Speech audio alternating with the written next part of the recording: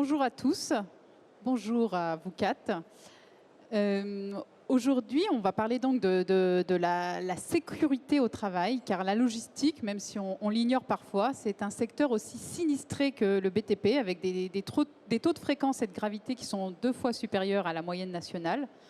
Pour autant, depuis plus d'une dizaine d'années, la situation a bien évolué et les entreprises se montrent très sensibilisées sur le sujet. Elles déploient de nouveaux systèmes, mettent en avant des innovations, revoient même leur process organisationnel et vont même jusqu'à intégrer effectivement cet élément de sécurité dès la conception de l'entrepôt. Aujourd'hui, on peut donc se poser la question, quelle innovation pour améliorer la sécurité au travail?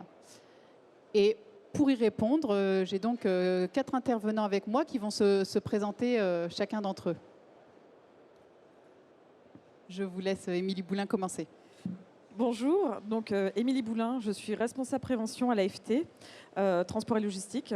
L'AFT est un organisme professionnel qui développe, en lien avec les fédérations, des outils pour développer notamment l'attractivité et la créativité dans l'emploi du secteur de transport et de la logistique. Et donc moi je suis rattachée à la mission prévention qui est née de la convention cadre que nous avons avec l'ACNAM et qui a pour objectif effectivement d'accompagner, de renforcer les actions santé-sécurité au travail dans les entreprises. Nancy Noël, je vous laisse continuer. Merci. Donc Nancy Noël, déléguée générale adjointe de l'Union TLF, Union des entreprises de transport et logistique de France. Je suis plus particulièrement en charge des affaires sociales, qu'il s'agisse du droit du travail, de la prévention des risques, la formation professionnelle. Anaïs Chorel.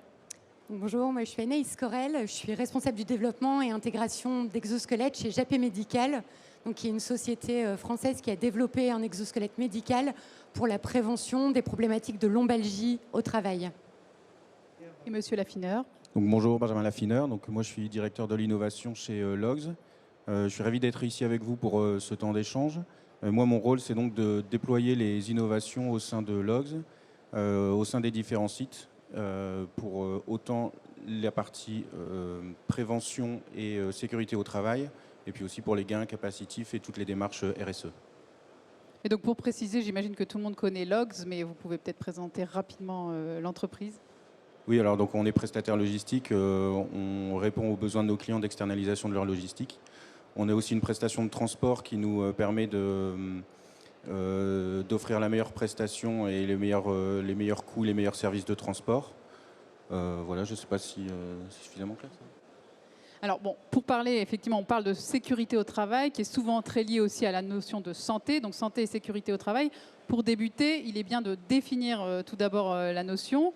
Je me tourne vers vous, Émilie Boulin. Est-ce que vous pouvez nous donner la définition de la sécurité En fait, aujourd'hui, c'est vrai qu'on est souvent mobilisé par les entreprises qui sont face à des obligations réglementaires. Je pense notamment à des entreprises qui nous questionnent sur le document unique, sur le port des EPI, sur finalement des mises en place d'actions sous l'appui de la CARSAT ou de la DRETS. On a souvent une vision un petit peu contrainte ou injonction à agir sous cette notion de santé-sécurité au travail. Aujourd'hui, c'est vrai qu'il y a d'autres façons de l'aborder et je pense que ça évolue beaucoup sous l'angle d'ouverture et de progrès, d'innovation. On peut parler d'amélioration des conditions de travail parce que la thématique de la QVT aujourd'hui, c'est une thématique pour laquelle on nous mobilise énormément. Mais on sait que ça va aussi pouvoir englober tout ce qui est d'autres thématiques RH comme la fidélisation des salariés, l'inclusion des femmes dans les métiers du transport et de la logistique, puisqu'on sait que ce sont des métiers aujourd'hui où il y a peu de représentation au niveau du public féminin. Et puis l'idée, c'est aussi de se dire, quand on parle de santé et sécurité au travail, on a aussi toute la partie vieillissement ou handicap qui peut aussi permettre d'englober tous ces publics un peu fragilisés ou qui peuvent être sujets à la pénibilité, on va dire.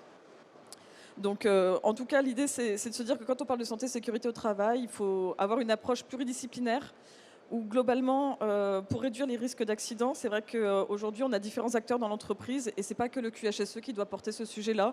Il faut qu'il puisse vraiment avoir une synergie avec l'ensemble des partenaires internes. Ça peut être des responsables achats, ça peut être la direction aussi, mais aussi vraiment s'appuyer sur l'ensemble des partenaires externes, que ce soit les fédérations, mais aussi les contrôleurs CARSAT et les services de santé au travail. Et la liste est longue, mais bon, je ne vais pas... Je vois Madame Noël qui opine du chef. Est-ce que vous voulez réagir justement sur cette peut-être nécessité des intervenants Non, effectivement, je m'opine sur le fait que la prévention, c'est l'affaire de tous dans l'entreprise, à tous les niveaux, qu'il s'agisse de l'employeur, hein, vraiment le numéro un de l'entreprise, mais jusqu'aux salariés, tous les maillons de la chaîne, y compris par le management notamment. Là, c'est un sujet qui m'est très cher, l'implication du management et notamment le management de proximité dans l'évaluation des risques et sa prévention. Et alors, justement, on évoquait tout à l'heure que qu'il y avait un haut taux de sinistralité dans la filière logistique. Néanmoins, ça a beaucoup évolué ces dernières années. Est-ce que vous pouvez revenir sur la manière dont peut-être les entreprises se sont sensibilisées et qu'on a vu évoluer la notion de sécurité au travail? Effectivement, la sécurité au travail a évidemment évolué en même temps que les évolutions des activités, des emplois et des outils. L'essor de la distribution et de e-commerce, hein, qui est plus récent, a généré de nouveaux circuits, de nouveaux process, de nouveaux timings, qui génèrent de nouveaux risques et qui convient d'intégrer, mais que les entreprises intègrent très bien. Maintenant, c'est vraiment une dimension importante, la prévention des risques. Notre rôle de branche, c'est de faire en sorte qu'ils soient beaucoup plus anticipés. Vous vouliez ajouter Oui, je peux compléter si vous voulez bien. Aujourd'hui, c'est vrai que dans les différentes interventions qu'on peut faire, hein, que ce soit les fédérations ou l'AFT ou d'autres acteurs aujourd'hui de la branche, nous on intervient de manière très conjointe avec les CARSAT pour justement instaurer une culture de prévention dans les entreprises. Et ce qui malheureusement des fois amène les entreprises à se questionner sur la santé-sécurité, c'est des réactions a posteriori quand il y a des accidents du travail, des maladies professionnelles, que les entreprises sont ciblées aussi, TMS Pro. Je vois que ça sourit dans le public, mais en tout cas, malheureusement, il y a souvent des coûts qui sont générés par ça et qui amènent les entreprises à agir. On voit qu'il y a quand même des évolutions dans les mentalités et dans la démarche de prévention, on va dire d'anticipation de ces accidents, il y a plein de mesures qui peuvent être faites, il y a plein d'outils qui existent, on va en parler un peu après.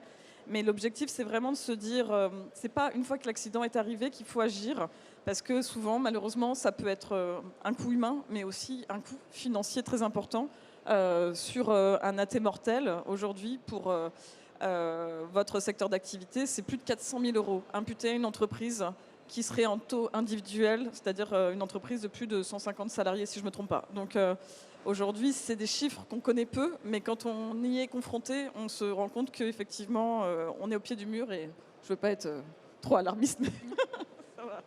Voilà. Et vous l'avez évoqué, c'est une filière qui a beaucoup évolué, qui a vu ses métiers aussi changer.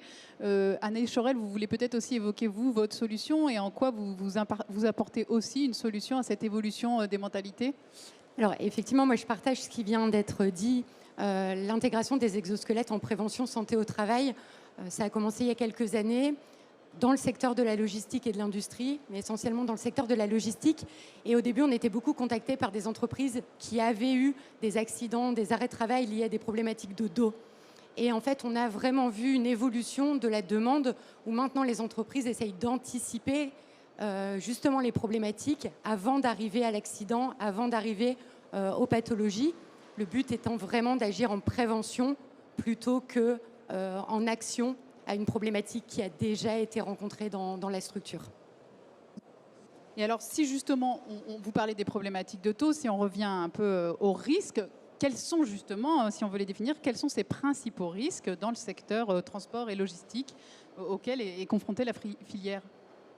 Si Noël ou Émilie Boulin, vous pourrez... Oui, peut-être commencer. Nos secteurs connaissent forcément des risques inhérents à l'activité parce qu'il est évident qu'on ne va pas se comparer aux métiers, notamment administratifs ou sédentaires. On va se comparer plutôt avec des métiers comparables à nos activités telles que le bâtiment ou l'industrie et très peu la banque et l'assurance, évidemment. Et l'étude de ces risques qu'on a pu mener pour la branche avec le cabinet Proxicare et CARCEP-Prev montre que ce sont évidemment les risques routiers dans un premier temps, mais pas seulement le risque routier professionnel, il y a aussi le risque du trajet, un domicile-travail, notamment pour les salariés de la logistique. Et il y a forcément également les risques de chute qui peuvent arriver soit dans l'entrepôt, soit sur le véhicule. Et évidemment également tous les problèmes de manutention manuelle, même avec équipement. Et tout cela, ça génère forcément des TMS. Émilie Boulin, je vous laisse... Oui, je peux compléter en tout cas ce que Nancy vient de dire. Aujourd'hui, sur les données statistiques de l'assurance maladie Risque Pro, vous retrouvez en tout cas par code NAF ces chiffres de manière plus précise. Et pour les codes NAF 49, 41 A et B, qui sont aujourd'hui les secteurs les plus représentés dans votre branche, à savoir plus de 50% des effectifs quand même de la branche, on est sur des accidents du travail qui représentent 50% des AT sur la manute manuelle quand même, et 52% pour le 49-41B, c'est-à-dire le fret de proximité, 52% des AT, fret interurbain, 50% des AT. Aujourd'hui, quand on parle de troubles musculo-squelettiques, ce sont toutes les activités où il faut tirer, pousser, manipuler, porter des charges, avec plus ou moins de répétitivité, plus ou moins d'amplitude. Et aujourd'hui, sur les chutes de plein pied, on a en deuxième position 17% de chutes de plein pied et 15% de chutes de hauteur. Donc presque plus de 30% de chutes ensuite, donc 50% manute, 30% chute. Et sur les entrepôts et stockages non frigo, on est à 68% des accidents liés aux manutentions manuelles quand même. Donc là, en logistique, effectivement, on a une grosse priorité sur les TMS. Quand on parle d'accidents dans le transport, c'est presque les 2/3 des accidents qui ont lieu véhicule à l'arrêt, très généralement chez les clients, lors des activités de chargement, déchargement, d'arrimage ou pendant les manœuvres, sur la mise à quai, l'attelage et le dételage. Donc je parle beaucoup pour les conducteurs, mais c'est vrai que quand on parle du risque routier, c'est 7 à 8% des AT. Donc un AT sur 10, quoi. Moins d'un AT sur 10. Vous parlez des risques routiers, on parle aussi de logistique urbaine, on parle de plus en plus de supply chain étendue. Est-ce que cette évolution aussi de la filière, toutes ces nouveautés, ça a impliqué de nouveaux risques? Est-ce que ça a accéléré les risques selon vous sur la supply chain justement? Parce qu'on dit que ça a évolué au niveau des mentalités, néanmoins les chiffres montrent qu'il y a toujours de forts taux de sinistralité. Donc est-ce que cette supply chain étendue est à l'origine d'un accroissement des risques selon vous? Nancy Noël? Oui, alors je ne dirais pas qu'elle accélère les risques, je dirais plutôt qu'elle les modifie. La supply chain étendue implique une multiplication du nombre d'acteurs et donc forcément l'interaction entre les acteurs amène une prise en compte des risques à différents niveaux. Si un seul maillon de la chaîne prend en compte les risques, ça ne suffit pas. Il faut vraiment, de même que je le disais tout à l'heure sur le management, ça doit être pareil entre prestataires et clients. Chaque maillon de la chaîne doit prendre en compte le risque pour le prévenir. Est-ce que, Monsieur Laffineur, vous vouliez intervenir sur le Oui, sujet, peut-être vous en tant qu'acteur logistique? Alors moi j'aime bien cette vision globale en fait. Quand j'ai rejoint Logs en qualité de chef de projet opérationnel. Donc mon rôle c'était d'installer les nouveaux clients sur nos sites existants ou sur les nouveaux sites. Et j'ai eu la chance donc de pouvoir travailler les projets, mais en prenant en compte cette notion de sécurité et toutes ces notions, tout de suite à la construction du projet et à l'organisation de l'activité. Donc pour moi, c'était vraiment un plus parce que c'était vraiment au cœur et une vision globale et une réflexion globale et pas seulement mettre une innovation ou mettre un palliatif là où il y avait un risque et un danger, quoi. Et j'ai évoqué justement la logistique urbaine. De la même manière, est-ce que la croissance du e-commerce, on en a même récemment beaucoup parlé durant la crise sanitaire, celle de la livraison du dernier kilomètre avec tout cet impératif de rapidité, ça a aussi accéléré ces risques? Est-ce que ça a joué aussi dans ces notions de sécurité au travail? Est-ce que Émilie Boulin, vous voulez intervenir? Alors c'est vrai qu'on parle effectivement beaucoup du secteur de la messagerie et des livraisons du dernier kilomètre. Aujourd'hui, il y a des conditions de sécurité qu'on a dans le transport en général qui sont encadrées par des protocoles de sécurité. C'est vrai que ça permet vraiment d'avoir des temps d'échange sur les conditions de chargement, déchargement, livraison. Dans le cadre de la messagerie et du B2C, on voit que c'est un petit peu la loterie des fois. Les conducteurs se retrouvent quand même face à des situations qui sont des fois pas prévisibles. Dans le cadre de la mise en place des zones à faible émission, il y a des actions qui sont mises en place entre les métropoles et les différents partenaires de la supply chain pour justement commencer à appréhender cette évolution des conditions de circulation, les évolutions aussi du mode de transport. Quand on voit effectivement des compromis qui sont faits sur les horaires restreints de temps de livraison, les types de véhicules qui doivent évoluer aussi. On a même aujourd'hui, on le voit sur le salon, des nouvelles modalités de livraison à vélo ou en triporteur. Ça questionne forcément sur de nouveaux risques. Dans les exemples de projets qu'on a pu mener et sur lesquels on réfléchit actuellement avec, pour les citer, Bretagne Supply Chain, Rennes Métropole, parce que je sais qu'on a, on a en tout cas nous ces projets-là dans ma région. Il y a plein de réflexions qui sont en cours sur comment concilier transition écologique, optimiser les flux, tout en définissant une vraie gouvernance sur des actions spécifiques pour le terrain. Concrètement, ça mène quoi? Ça mène des réflexions sur ces différentes plateformes de stockage intermédiaire qu'on peut avoir en centre-ville. Hein. On a parfois des espaces qui ne sont pas adaptés pour faire du stockage. Hein. Je pense notamment à un ancien garage qui a été réhabilité en atelier de plateforme, en plateforme de stockage intermédiaire. On a des réflexions avec les services de santé au travail sur les risques pour les conducteurs de triporteurs. Parce qu'effectivement, le vélo électrique, on a l'impression qu'on pédale pas très fort, mais en fait, il y a quand même des enjeux au niveau risque cardiovasculaire. On a des risques de chute. Comment on fait porter des EPI? Il y a des personnes qui font du vélo, parce qu'aujourd'hui, un gilet jaune et des casques, je vous amène à être vigilant et à regarder si on peut ou pas constater ces mesures de prévention. Et puis, on a aussi tout ce qui concerne l'accessibilité des centres commerciaux. On voit bien qu'aujourd'hui, il y a des vraies réflexions sur les horaires de livraison avant 9 h, où il faut absolument que le conducteur puisse traverser un centre commercial avec un transpal pour être avant 9 h pour livrer le magasin. Et puis aussi, tout ce qui concerne la livraison des particuliers. À titre d'exemple, on a pu... par l'intermédiaire des CARSAT, financer du matériel, hein, dans certains, alors, sous réserve d'éligibilité bien sûr, mais comment un conducteur aujourd'hui peut livrer un frigo américain chez un particulier dans un escalier en colimaçon et se rendre compte, arriver en haut, que sans ascenseur, déjà, c'est compliqué, mais qu'en plus, il peut y avoir des questions liées...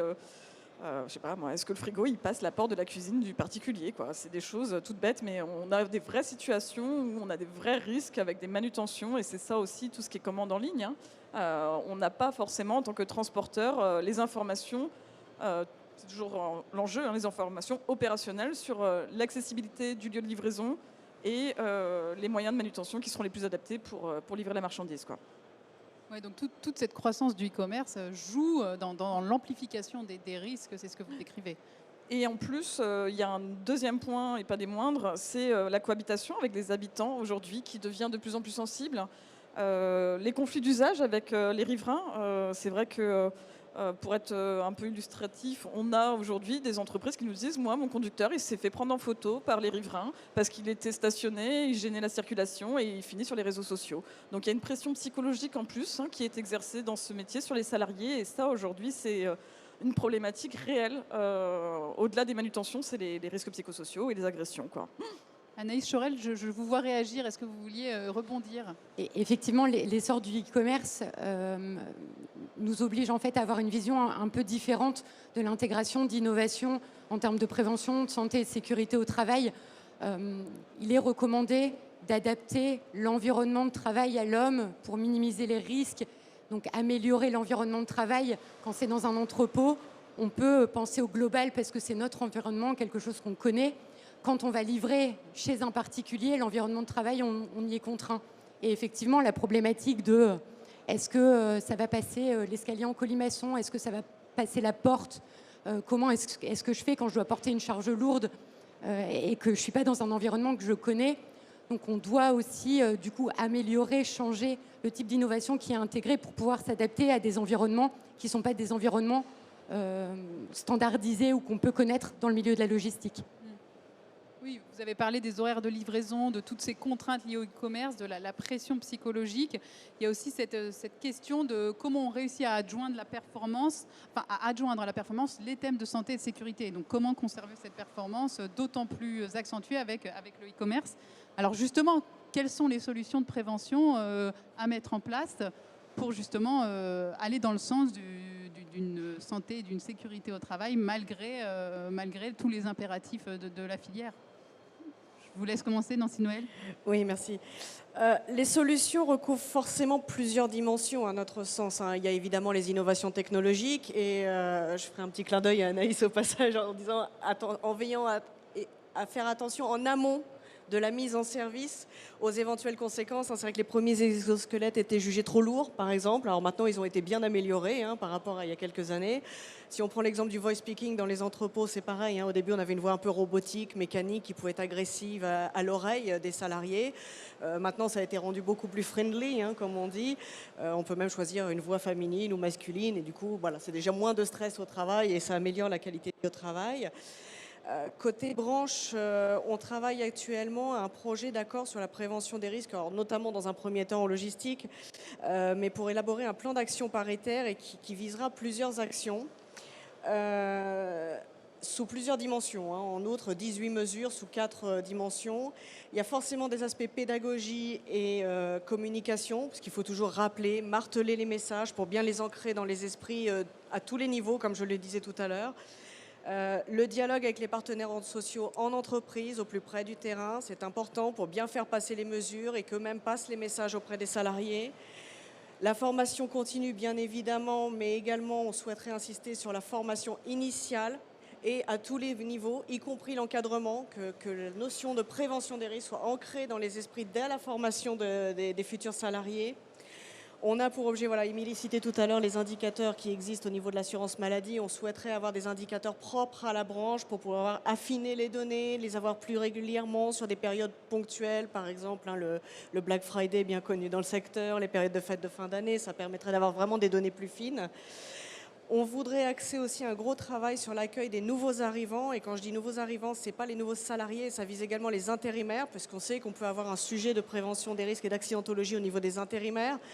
Et là, ça peut aussi passer par l'accueil par les autres salariés, pas forcément les managers, mais les collègues avec qui il va travailler sur le terrain, pour lui montrer les petites ficelles, les petits gestes, et puis fais attention à tel risque, parce que ça, c'est dangereux, on se fait souvent avoir.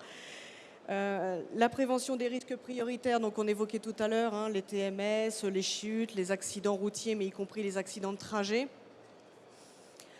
On voudrait également développer un programme qu'on a déjà mis en place côté transport et qu'on va peut-être étendre bientôt à la logistique, mais qui se développe de plus en plus sur le transport routier, que vous connaissez sous le nom de Transportez-vous bien, qui a été mis en place par les partenaires sociaux avec Arcep Prev, qui propose aux salariés de la branche différents coachings, par exemple, un coaching sommeil, un coaching nutrition.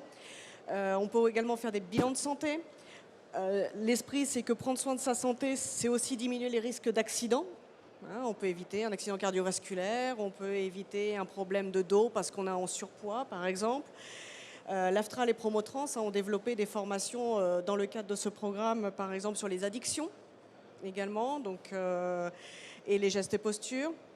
Et côté TLF, on travaille aussi actuellement alors, on a un guide pénibilité qu'on avait rédigé conjointement avec la FNTR il y a quelques années et qu'on met à jour, mais on va également accompagner nos entreprises dans l'élaboration du document unique d'évaluation des risques. Et également un standard de l'accueil des conducteurs en entreprise, que ce soit chez le client ou dans les plateformes logistiques. Ce sont des petites choses, mais qui contribuent à additionner, à améliorer la prévention des risques. Vous parlez d'accompagnement, justement, de cette nécessité d'accompagner, de communiquer. Est-ce que vous aussi, chez l'AFT, vous avez ce genre d'axe de travail? Est-ce que vous pouvez en dire plus sur vos solutions de prévention Alors, pour illustrer un peu tous les... C'est vrai que les grands principes généraux qu'a évoqué Nancy, alors à titre d'exemple, comme ça je vais pouvoir remettre des petites solutions qui existent et sur lesquelles on travaille. Nancy parlait de tout ce qui va être renforcé, la transmission d'informations entre des conducteurs expérimentés, des conducteurs qui viennent d'arriver, qui sont soit nouveaux dans le métier, soit nouveaux dans l'entreprise, ou soit nouveaux dans le secteur d'activité. Parce qu'il y a des passerelles, mais un conducteur de citerne n'a pas la même activité qu'un conducteur de transport semi-frigo, par exemple. Donc on a des projets un petit peu pilotes qu'on a développés avec la CARSAT Bretagne sur le développement d'une application pour justement que les conducteurs qui sont confrontés à des situations à risque en entreprise, en entreprise de clients notamment, ou en entreprise chargeur, puissent signaler, remonter des difficultés terrain. Alors c'est vrai qu'on se dit ça existe déjà, ce dispositif-là, mais là l'idée c'est vraiment d'avoir toute une organisation en fait, de la communication et du traitement de l'information pour qu'une personne qui puisse être dédiée à la prévention traite et fait un feedback à ses salariés sur la prise en compte de leurs problématiques. On le voit bien, souvent les problèmes sont souvent les mêmes, mais on a des difficultés à pouvoir les organiser, les remonter ces informations, les tracer et surtout réfléchir de manière groupée sur comment on répond à ces problématiques. On va dire bah oui, mais on ne peut pas agir, les conditions de chargement sont celles qu'elles sont, on a des difficultés avec des clients, on ne peut pas faire ce qu'on veut. Bah, ne serait-ce que pouvoir signaler un conducteur sur une nouvelle livraison qui va faire qu'il va rencontrer telle problématique d'accessibilité, de stationnement ou de qualité, bah, il peut s'y préparer et aussi voilà, mettre à profit l'expérience d'une personne qui a déjà été sur le site pour l'aider.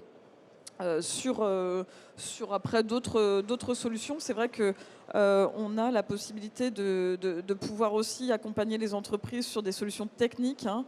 On le voit aujourd'hui, il y a beaucoup d'options qui existent sur les véhicules, des options de sécurité, que ce soit sur les tracteurs ou les remorques. Et la personne qui est en charge des achats dans l'entreprise n'a pas forcément carte blanche pour se dire « Ouh, c'est Noël, je vais prendre toutes les options sécurité sur le véhicule ». Mais par contre, à un moment, s'il y a une priorité qui est énoncée aussi avec la direction, en disant bah, « Peut-être qu'on peut mettre de côté certaines options au détriment d'autres options de sécurité, bah, on peut renforcer la sécurité, on peut renforcer vraiment les conditions de travail, améliorer les conditions de travail ». Nous, on a, dans certains projets, collaboré avec des constructeurs pour s'adapter aux demandes des entreprises. Je pense notamment à tout ce qui est préconisation de transpales électriques ou transpales semi-électriques. Clairement, ça représente une grande majorité des situations de travail à risque et on sait qu'aujourd'hui, l'utilisation de ces aides à la manutention mécanisée sont un vrai levier pour améliorer les conditions de travail. Qu'on intervienne sur des routes pavées en centre-ville, ou qu'on soit sur une route en pente, il y a des solutions. Maintenant, il faut aussi pouvoir les embarquer dans les véhicules.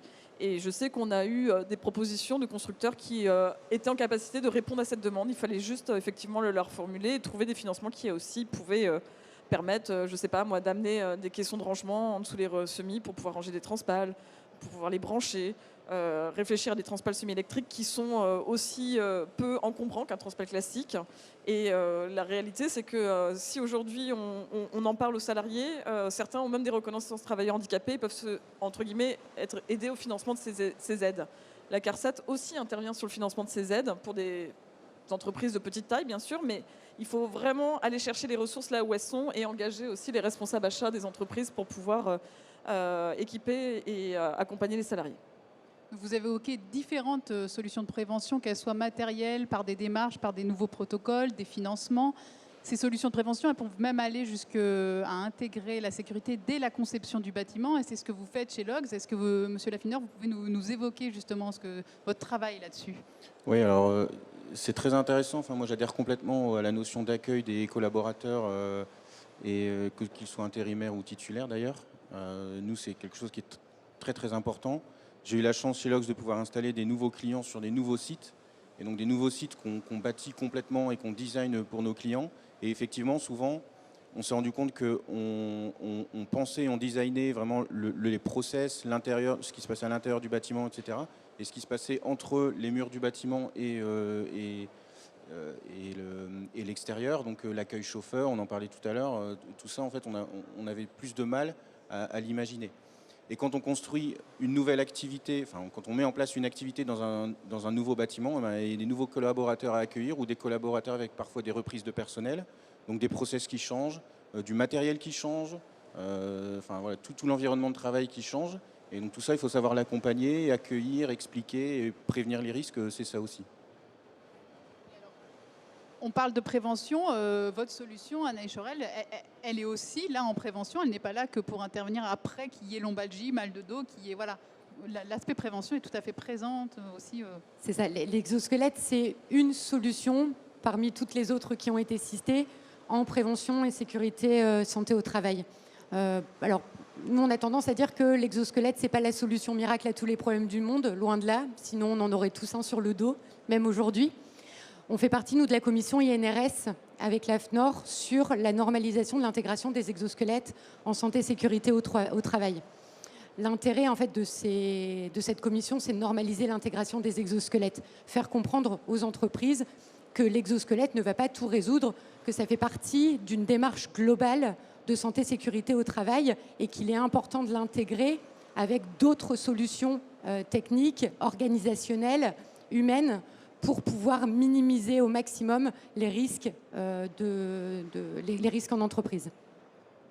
Justement, vous me dites une démarche globale. Monsieur Laffineur, vous aviez aussi évoqué ça, qu'il y a un travail sur l'adaptation du process, mais ça va jusqu'à limiter les interactions, s'appuyer aussi sur les fonctionnalités du WMS. Est-ce que vous pouvez nous dire à quel point, justement, cette démarche est globale chez vous? Ouais, alors déjà pour réagir, j'écoutais la conférence précédente où la question c'était un peu savoir quel sera l'entrepôt du futur, est-ce qu'il sera complètement robotisé? On a des solutions extraordinaires là juste à côté. Il y a des choses effectivement qui peuvent être robotisées, des choses qui peuvent être mécanisées. Il y a des cas dans lesquels l'exosquelette est une très bonne solution. Et il y a des cas aussi pour lesquels c'est pas suffisant. On a certains de nos clients qui vendent des tables en marbre avec le plateau, enfin donc le plateau de table qui est en marbre 2 mètres par 1 mètre. C'est pas un exosquelette qui va vraiment aider le collaborateur. Là, il faut d'autres solutions plus robustes. Et on est accompagné, on fait de la co-innovation avec nos clients pour aller chercher les meilleures solutions et s'assurer que on en parlait aussi tout à l'heure, hein, on arrive à fidéliser les collaborateurs, qu'on diminue les TMS, qu'on diminue la pénibilité. Et voilà, donc cette démarche globale, elle est là. C'est le rôle et le travail qu'on a chez Logs, c'est chercher la meilleure solution à chaque problématique de chaque client. Vous disiez que ce n'est pas forcément l'exosquelette qui va convenir. Est-ce que justement vous pouvez revenir sur l'utilisation des exosquelettes et le travail que vous mettez en place avec vos clients? Parce que c'est quand même plusieurs étapes bien définies. Alors effectivement, l'exosquelette, il y a différentes étapes pour le mettre en place. La première, c'est de bien comprendre à quoi va servir l'exosquelette. L'homme augmenté via l'exosquelette, aujourd'hui, ça n'existe pas. Alors dans 5 ans, 10 ans, peut-être qu'on y arrivera. Aujourd'hui, l'exosquelette, il est là pour limiter les impacts de la manutention sur une partie du corps, qu'elle soit les épaules, le dos. Le but, c'est de limiter les impacts liés au port de charge, aux mouvements répétitifs. Donc quand on intègre un exosquelette, l'idée c'est de bien comprendre quelle est la problématique et le besoin identifié par la structure. Donc on va d'abord évaluer si ça rentre dans une démarche globale d'intégration de solutions et si oui, on va venir vérifier l'utilisabilité dans l'environnement de travail. Donc on va faire des tests en conditions réelles d'utilisation avec des opérateurs pour s'assurer que l'exosquelette peut être une des solutions pour venir réduire les risques. Si l'exosquelette est une solution, dans ce cas-là, on va intégrer l'exosquelette. Et pour intégrer l'exosquelette, il faut mettre en place un suivi. C'est vraiment une conduite du changement à mettre en place. Et là, en fait, c'est aux fabricants ou aux distributeurs de l'exosquelette de venir vous accompagner dans cette démarche d'intégration de l'exosquelette. Donc, il y a des protocoles qui sont en rédaction avec l'AFNOR et l'INRS, justement, pour vous aider à mettre en place ce genre de solution. Mais il faut toujours penser au fait que ça ne va pas augmenter la personne, on ne va pas porter plus lourd, on ne va pas pouvoir travailler plus vite, on ne va pas pouvoir faire tout seul ce qu'on ferait à deux. L'idée, c'est de continuer à faire comme d'habitude en préservant sa santé et sa sécurité. Et si déjà l'exosquelette permet ça, on aura déjà fait un beau chemin. Et d'ailleurs, sur toutes les demandes entrantes que vous avez, toutes ne mènent pas à l'installation d'exosquelettes. Vous faites vraiment un tri pour voir quelle est l'utilité réelle de l'installation dans une entreprise. Alors, enfin, un tri. Exactement, on a certains de nos partenaires ou de nos clients qui ont tendance à dire qu'on a une démarche assez militaire. Donc moi, j'aurais tendance à dire protocolaire. Et effectivement, notre première étape, c'est une étape de qualification du besoin.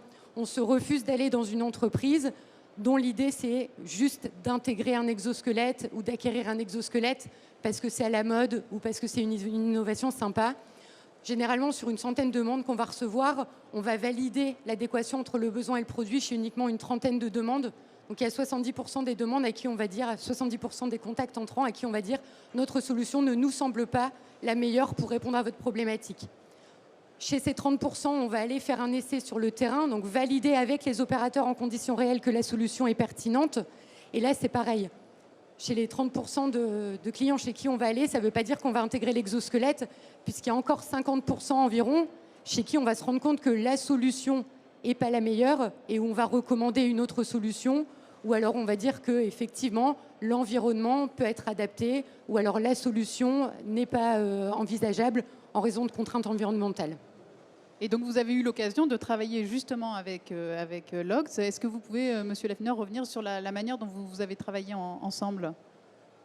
Alors, malheureusement, moi, non. C'est mon prédécesseur qui avait géré le projet. Mais ceci dit, en fait, ce qu'explique Anaïs, c'est que globalement, on travaille vraiment avec une démarche projet où l'objectif, c'est de qualifier le besoin. Une fois qu'on a qualifié le besoin, d'aller chercher la meilleure solution.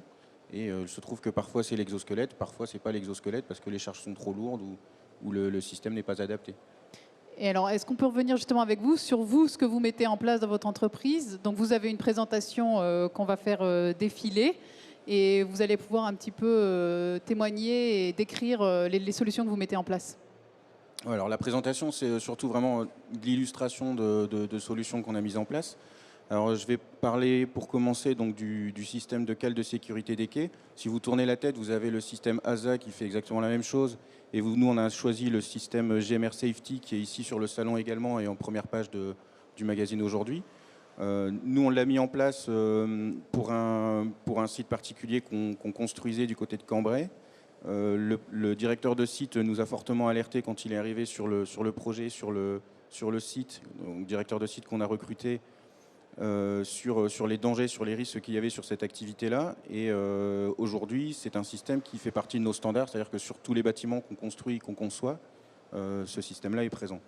Concrètement, de quoi il s'agit? Il s'agit d'une cale roue qui est positionnée par le chauffeur et avec une porte de quai qui est asservie au positionnement de la cale roue. Et le chauffeur ne peut pas partir. Enfin, il peut enlever la cale roue sans que la porte de quai soit fermée, mais dans ce cas-là, il y a une alarme qui se met en marche. Et ça évite surtout quoi? Ça évite qu'il y ait un cariste à l'intérieur du camion et que le chauffeur s'en aille avec le cariste à l'intérieur, quoi. Je vous laisse du coup défiler. Okay. Nous... Donc ça, c'est la première solution. Enfin, voilà, je disais tout à l'heure, entre ce qui se passe dans le bâtiment et ce qui se passe juste à la porte, de temps en temps, on détecte des risques et on n'a pas toujours bien géré. Là, maintenant, c'est une solution qui fait partie de nos standards. Le deuxième dispositif, c'est un dispositif en fait, d'objets connectés avec un dispositif de prévention et donc d'anti-collision avec une partie qui est portée par les collaborateurs à pied et une partie qui est attachée au chariot. Alors ça permet quoi? Ça permet de mettre en alarme quand les deux se rapprochent de trop et éviter qu'il y ait collision. Donc là, c'est éviter les risques avec les engins, etc., quoi. Prévenir les risques avec les engins. Aujourd'hui, il y a certains constructeurs qui sont allés plus loin et qui embarquent ces systèmes d'office sur leur chariot et qui permettent aussi, qui proposent aussi des gilets connectés avec des alarmes quand il y a des risques de collision, avec des alarmes sur les portes, comme on le voit dans l'image en bas à gauche, et puis également les dispositifs embarqués sur les chariots qui permettent de déterminer les zones de sécurité autour des chariots, avec parfois, ça peut même aller jusqu'à l'arrêt du chariot si le faisceau est coupé. Voilà. Donc clairement, l'un des plus gros risques sur nos entrepôts, c'est l'interaction homme et chariot. Tout ce qui concerne la robotique, c'est un peu plus sécurisé parce que généralement, on a très peu d'interaction entre l'homme et les robots. Mais là, en fait, c'est l'erreur humaine en fait, qui est source de problème, quoi, qui est source de risque plutôt. Ensuite, pour aller un peu plus loin, on a aussi de la signalétique projetée. Donc, on parlait juste avant de la signalétique qui était projetée par les chariots avec le faisceau de sécurité. Et on a aussi la possibilité maintenant d'avoir de la signalétique qui est projetée au sol avec un faisceau lumineux qui permet de prévenir les risques et d'indiquer. Donc, on voit là sur l'image en haut à gauche et en bas à gauche, quand la porte est fermée, le passage piéton, et quand la porte est ouverte et qu'il y a des opérations de chargement ou déchargement, le petit panneau attention aux piétons, quoi. Ensuite, alors je vais parler un petit peu des néons et des beacons. Alors c'est une technologie nouvelle. Nos néons maintenant sur tous nos nouveaux bâtiments, l'éclairage est au néon LED avec bien sûr détecteur de présence, ce qui permet déjà les économies d'énergie, donc de rentrer dans la démarche RSE qui nous est demandée par nos clients. Et également d'éviter de laisser toutes les lumières allumées et de n'allumer qu'au passage des caristes. Voilà. Et après ça, maintenant, les néons sont aussi équipés de beacons, donc c'est des dispositifs qui nous permettent de générer des heatmaps et de trouver en fait sur le bâtiment quels sont les points chauds, quels sont les points froids. Et bien sûr, sur les points chauds, on a des zones à risque et c'est là qu'il faut intensifier la prévention, quoi. L'aide à la manutention, donc avec les exosquelettes bien sûr, et avec aussi des fardeleuses semi-automatiques, des cercleuses semi-automatiques. Et puis on parlait tout à l'heure des cas d'application où l'exosquelette n'est pas une solution. Donc on voit en bas à droite là le système Neoditech qui est aussi, je crois, sur le salon, avec un bras préhenseur qui est directement accroché au chariot, et qui permet vraiment de limiter la manutention de charge. Là, on vient simplement manipuler le bras qui porte ici, je pense que c'est une batterie ou quelque chose comme ça, quoi. Donc ça, c'est des solutions qu'on va mettre en œuvre avec nos clients. Je parlais tout à l'heure des tables en marbre. Clairement, c'est une meilleure solution que l'exosquelette. Ensuite, alarme travailleur isolé. Alors, on a aussi des sites où on a des grandes surfaces de stockage et des gros volumes de stock et peu de travailleurs. Et dans ce cas-là, en fait, on a un risque en cas de chute, en cas de malaise, etc. Et donc, on a des alarmes de travailleurs isolés qui nous permettent d'alerter les chefs d'équipe et les responsables d'exploitation en cas de souci. Voilà. Quelques exemples, mais qui illustrent un peu ce qu'on peut mettre et ce qu'on a déjà mis en place chez Logs. Et vous terminez par le travailleur isolé. Justement, ce travailleur, tout à l'heure, on évoquait la pression psychologique qu'il pouvait avoir dans certaines circonstances. Et cette prévention de la désertion et de la désinsertion et de l'usure du travailleur, ça fait aussi partie des gros sujets à travailler dans ce domaine de la sécurité au travail. Donc tout ce qui est l'aspect psychosocial et qu'on n'a pas forcément évoqué, est-ce que l'un d'entre vous peut commencer sur ce risque de désinsertion professionnelle, justement, peut-être Nancy Noël?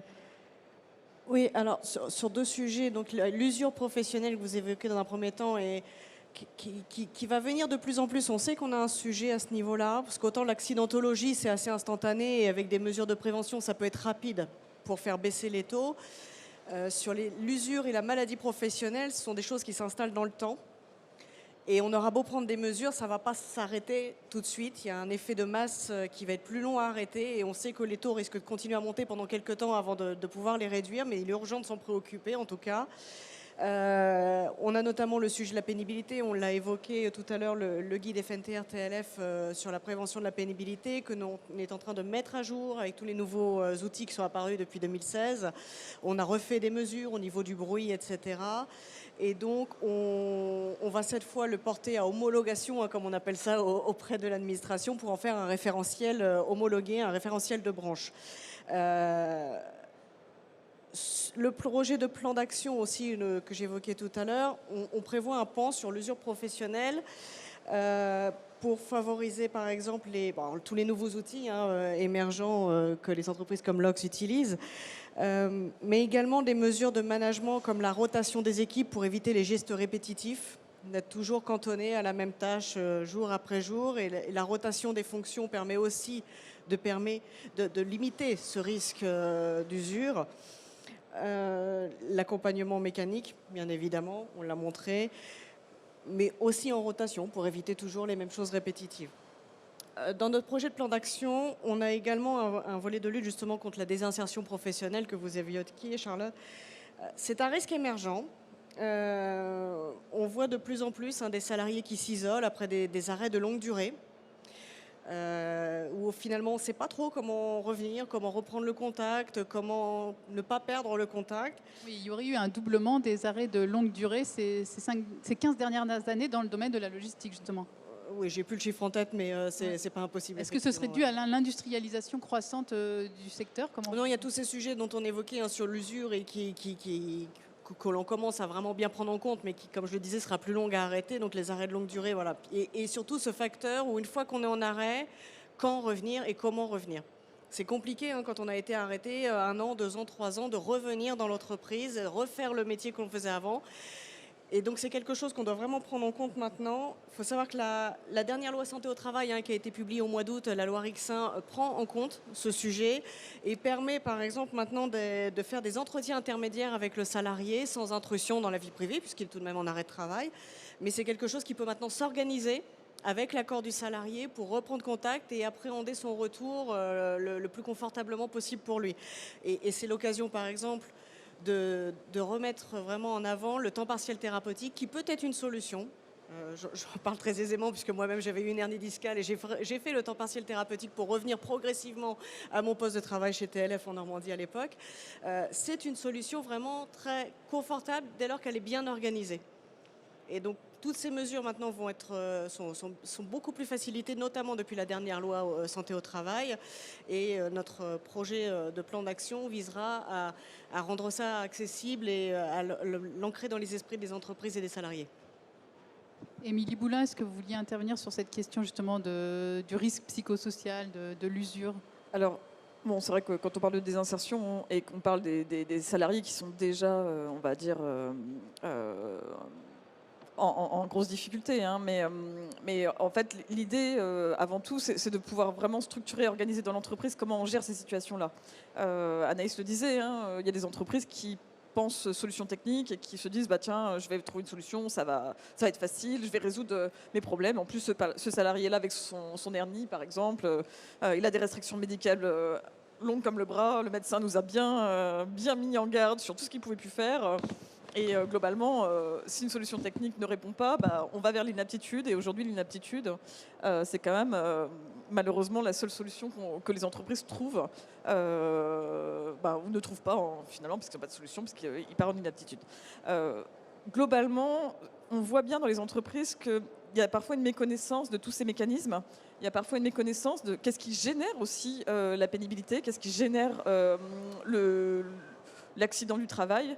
Et quand on veut vraiment monter en compétence les entreprises, avoir des interlocuteurs qui sont vraiment prêts à prendre le sujet dans l'entreprise, parce qu'on pense souvent au service RH, mais le service RH n'a pas toutes les solutions non plus. Il lui faut des interlocuteurs sur le terrain. Il lui faut des opérateurs qui sont en capacité de remonter les problèmes.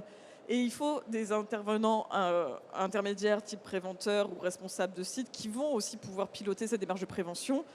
Si toute cette organisation-là n'est pas mise en place et que tout le monde n'est pas monté un petit peu en compétence sur ce sujet-là, on a du mal à piloter ça en fait. C'est-à-dire que même le médecin du travail, il peut intervenir dans l'entreprise s'il n'a pas quelqu'un qui a fait déjà une analyse de la situation de travail pour le guider, même si certains médecins du travail ont des compétences en ergonomie, on voit bien que ça ne marche pas. Donc dans les dispositifs un peu innovants sur lesquels on a travaillé avec la CNAM, c'était notamment de proposer une offre de formation sectorielle spécifique pour le transport et la logistique pour pouvoir agir sur 3 niveaux. C'est-à-dire que clairement, on voit que le dirigeant il a besoin aussi d'être remis un peu pilote au centre de cette démarche pour que quand il a un responsable achat, quand il a un responsable d'exploitation en face de lui, il dise non, la prévention, la sécurité, ça devient une priorité aujourd'hui dans notre entreprise parce que ça permet d'agir sur plein d'enjeux. Et quand on a en plus un préventeur qui va être dédié dans chacun des sites, alors il peut avoir plein de casquettes ce préventeur, mais ça peut être un responsable technique, mais ça peut être aussi un QHSE, mais ça peut être aussi un responsable achat ou un responsable d'exploitation. On va aussi avoir quelqu'un qui porte ces projets. Et dans le dispositif sectoriel qu'on a proposé avec l'INRS, puisque c'est l'INRS qui certifie cette formation animateur prévention transport routier logistique, on a des conducteurs et des agents logistiques qui redeviennent acteurs de leur prévention. Quand on veut mettre en place une solution, qu'elle soit technique ou organisationnelle, si on veut que ça fonctionne, que ce soit un exosquelette ou que ce soit un projet de maintien en emploi, il faut que toutes les personnes dans l'entreprise se sentent impliquées et se sentent concernées. Sinon, on est tout seul en tant que QHSE avec notre bâton de pèlerin en disant oui, il faut mettre des EPI, oui, il faut sécuriser les zones de circulation dans les entrepôts. Mais on voit bien que ça ne fonctionne pas. Il faut vraiment qu'on monte en compétence. Donc moi, je vous invite à venir me voir ou aller sur le site de l'AFT après pour avoir des informations sur cette offre sectorielle. Mais c'est vrai qu'au niveau des projets TMS Pro avec la CNAM, on est vraiment aussi dans la priorité de développer cette offre de formation avec les partenaires OF en région pour accompagner les entreprises vraiment sur cette montée en compétences, parce que s'il n'y a pas de compétences dans l'entreprise, on voit bien que les intervenants extérieurs, les consultants, les fédérations n'ont pas forcément le bon son de cloche aussi à l'interne. Allez-y, monsieur. Ouais, je vais juste compléter. Chez nous, il y a une constante, c'est sur nos 45 sites, si vous demandez aux 45 directeurs de sites, il y a une difficulté, c'est de recruter en fait. Et aujourd'hui, il y a une prise de conscience, on se rend compte qu'un collaborateur, si on lui propose un travail qui est répétitif, ou qui le met en danger, ou il sent qu'il risque de s'user, en fait, il ne vient plus, quoi. Il s'en va et on n'arrive pas à fidéliser, c'est ce dont on parlait tout à l'heure. Donc nous, aujourd'hui, dans les solutions qu'on propose, dans les solutions qu'on construit avec nos clients, on est vraiment actif sur et on prend en compte ces données-là, comme je le disais tout à l'heure, sur la conception du projet, parce que tout simplement, si on ne propose pas des solutions qui évitent les TMS, qui préviennent les risques, etc., et en fait, on n'a pas de collaborateurs, on ne sait pas travailler. Donc c'est vraiment une nécessité, et c'est avec cette approche-là qu'on le travaille aussi. Vous parlez de recrutement, la nécessité, c'est aussi de savoir bien accueillir les nouveaux collaborateurs avec un livret d'accueil. Vous mettez aussi ce genre de démarche en place, vous?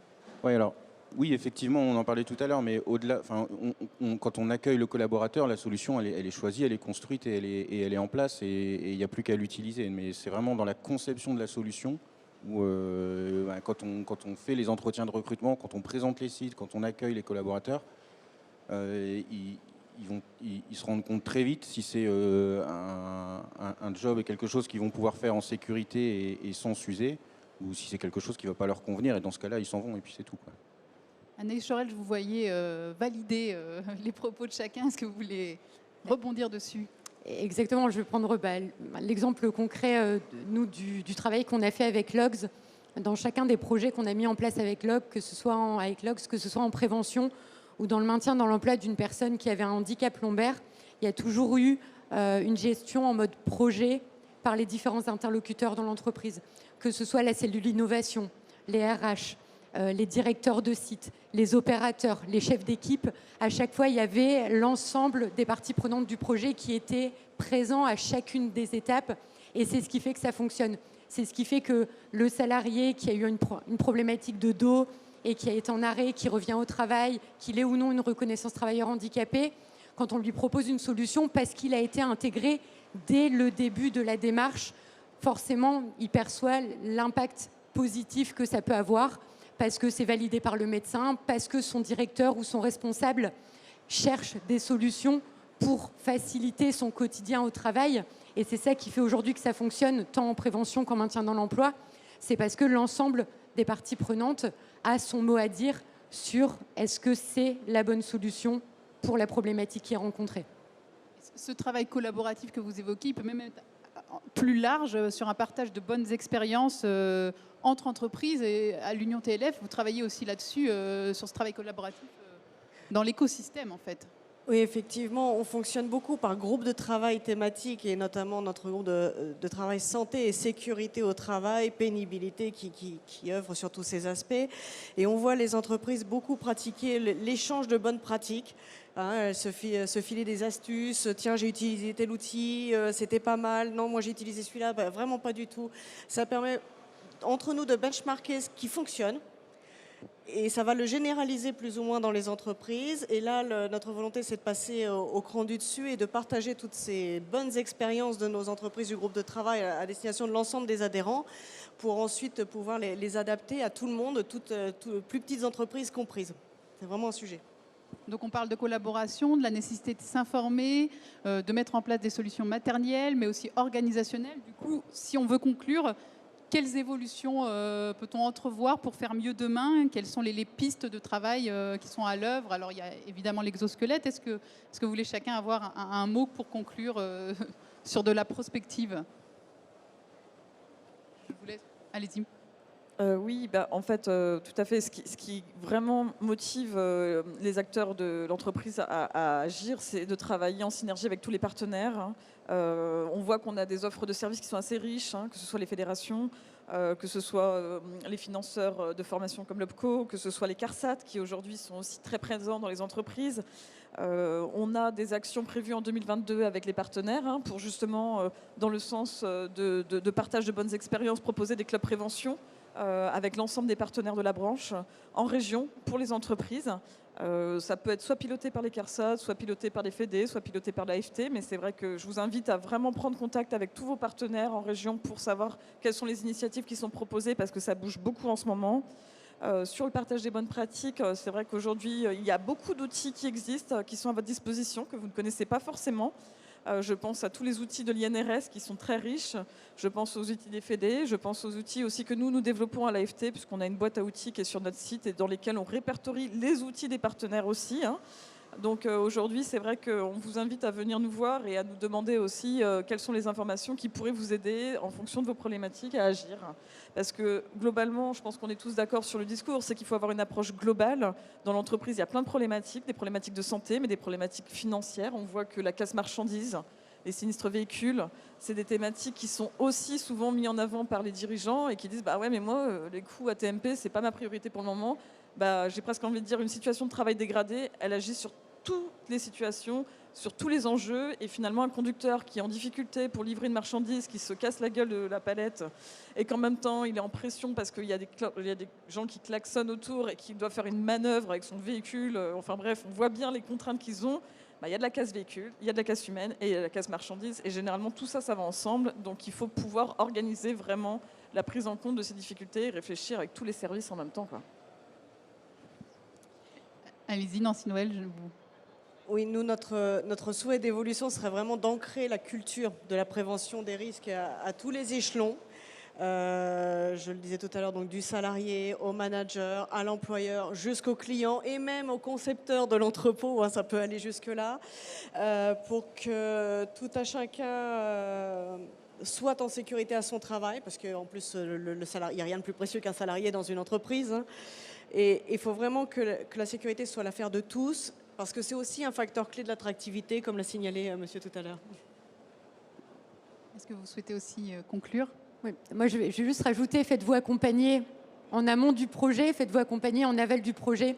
Une fois que vous avez changé voilà, la façon de travailler, ou que vous avez intégré des nouvelles technologies, des innovations au sein de vos entreprises, il faut aussi vous faire accompagner sur le après. Comment est-ce qu'on s'assure que ce soit bien utilisé, de la bonne manière, que ce soit utilisé dans le temps, puisque ce n'est pas tout d'investir dans des solutions. Si derrière, elles ne sont pas utilisées, le résultat, forcément, il sera pas positif. Donc le but, c'est faites-vous accompagner pour trouver les bonnes solutions, et une fois que vous intégrez les bonnes solutions, faites-vous accompagner pour que ce soit utilisé dans le temps. Monsieur Laffineur, vous vouliez... Oui, alors juste oui, enfin, chez Logs, la feuille de route, elle est très claire, hein, la volonté, c'est d'aller faire de la prospection sur les solutions qui peuvent exister, travailler avec les partenaires, bien sûr, et puis aller chercher aussi les solutions des fournisseurs, les innovations, et puis après ça, d'aller de façon très pragmatique les installer sur nos sites. Et puis, avec tout ça, on a aussi beaucoup de sollicitations de nos sites qui nous demandent à étudier les solutions techniques à leurs problématiques. Et donc c'est ça qui est très enrichissant dans le travail que j'ai à faire au quotidien. Mais ce qu'on voit surtout, c'est que sur les sites, il y a 50% des demandes qui sont liées à l'aide à la manutention, à éviter la pénibilité du travail, à assurer la sécurité, à faire de la prévention, etc. Donc c'est pas du tout un sujet qu'on prend à la légère, bien au contraire. Donc on travaille vraiment de façon globale, mais aussi de façon un peu plus ciblée quand on a des problématiques très très précises. Merci beaucoup. On va devoir conclure là, mais on a peut-être un petit peu de temps pour des questions s'il y en a dans le public. Je vous laisse lever la main.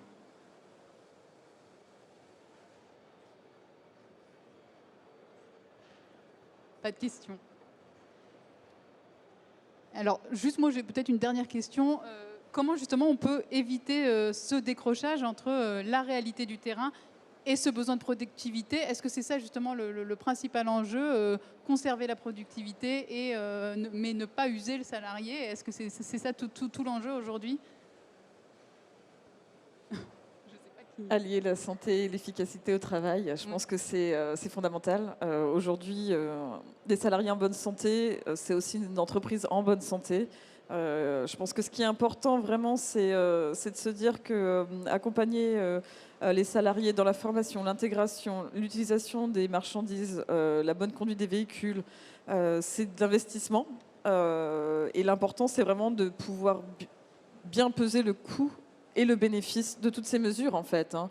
Et là, aujourd'hui, les entreprises qui ont fait ce pari au long cours d'investir sur la prévention et la santé-sécurité s'y retrouvent sur leurs indicateurs. Je pense que dans certaines entreprises, ils ont fait le choix d'avoir un interlocuteur unique qui gère la santé, les indicateurs santé-sécurité, et qui gère aussi les indicateurs sur la casse et sur les sinistres véhicules.